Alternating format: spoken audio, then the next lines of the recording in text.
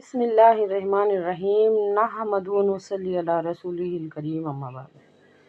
اللہ کی مرضی کے بغیر ہماری آنکھیں کام نہیں کر سکتی، اللہ کی مرضی کے بغیر ہمارے کان کام نہیں کر سکتے، اللہ کی مرضی کے بغیر ہمارے ہاتھ پاؤں کام نہیں کر سکتے، اللہ کی مرضی کے بغیر ہم سانس نہیں لے سکتے۔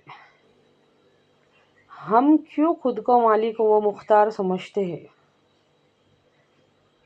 اللہ کی مرضی کے بغیر ہم کچھ بھی نہیں کر سکتے۔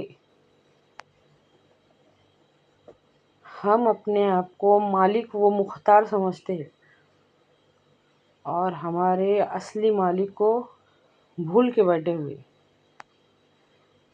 سوچ کے دیکھو، صبح سو کے اٹھنے سے رات کو سونے تک ہمارے ایک عمل پہ غور کر کے دیکھو ہمارے گھروں میں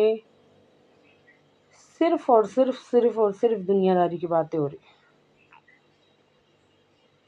بیچارے ہمارے بچوں کا کیا قصور ہے؟ آخرت کا کون سا تصور چھوڑے ہم نے ان کے ہاتھ؟ کون سا تصور چھوڑے؟ نہ ہم ان کے سامنے آخرت کے واسطے محنت کرتے، نہ کوشش کرتے، نہ ان کو یہ بتاتے ایک دن مرنا ہے، رب کے سامنے حضور کے بارے میں، قبر کے بارے میں، حشر کے بارے میں، نامہ اعمال کے بارے میں، پل صراط کے بارے میں، میزان کے بارے میں ہم کبھی نہیں بتاتے۔ سوچو، آخر ایسی کون سی چیز ہے جو ہم کو اتنی غفلت میں سے نکال کے سوچنے اور سمجھنے پہ مجبور کریں گی، مجبور کر دیں گی سوچنے اور سمجھنے میں، آخرت کے بارے میں۔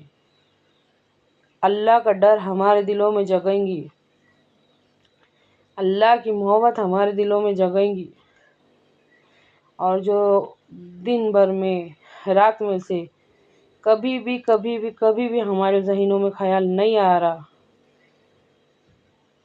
وہ خیال کیسے آئیں گا، وہ سوچ کہاں سے آئیں گی؟ تو وہ قرآن ہے۔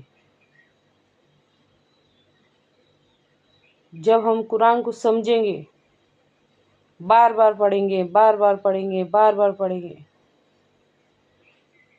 تو ہو ہی نہیں سکتا کہ ہمارے ذہنوں میں تصور نہیں جاگیں گا۔ آخرت، قیامت، جنت، جہنم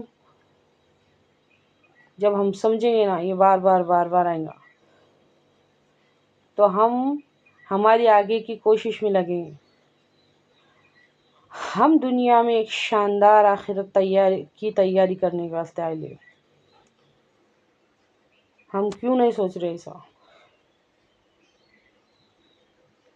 یہ وہ دور ہے، آج کا دور وہ دور ہے جس کے بارے میں ہمارے نبی کریم صلی اللہ علیہ وسلم نے فرمایا تھا کہ ان قریب ایک ایسا زمانہ آئے گا کہ جب دین پر چلنا، یعنی کہ اللہ تعالیٰ کے حکموں پر چلنا ایسا مشکل ہو جائے گا جیسے کہ انگاروں پہ چلنا۔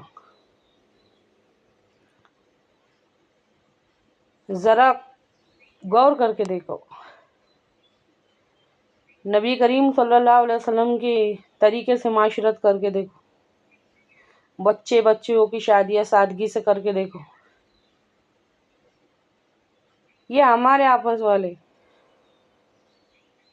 ابھی ایسا نہیں چلتا، ایسا نہیں ہوتا، کرناچ پڑتا، تم جو کر رہے وہ غلط ہے، سماج میں ایسا چلتا۔ یہ وہ دور ہے جب اللہ کے حکموں پہ، اللہ کی مرضی پہ چلنا اتنا مشکل ہے۔ ذرا ایک بار میدان میں اتر کے دیکھو، تو ہے کوئی جو سوچے اور سمجھے؟ ایسے وقت میں اگر ہم کو کوئی چیز اللہ کے قریب، نبی کریم صلی اللہ علیہ وسلم کے تعلیمات کے قریب کر سکتی تو وہ قرآن ہے، تو وہ قرآن ہے، تو وہ قرآن ہے۔ نبی پاک صلی اللہ علیہ وسلم کی حدیث ہے، آپ صلی اللہ علیہ وسلم کی مبارک زندگی۔ اے اللہ، کہنے سننے سے زیادہ سوچنے سمجھنے کی اور اس پر عمل کرنے کی توفیق عطا فرما۔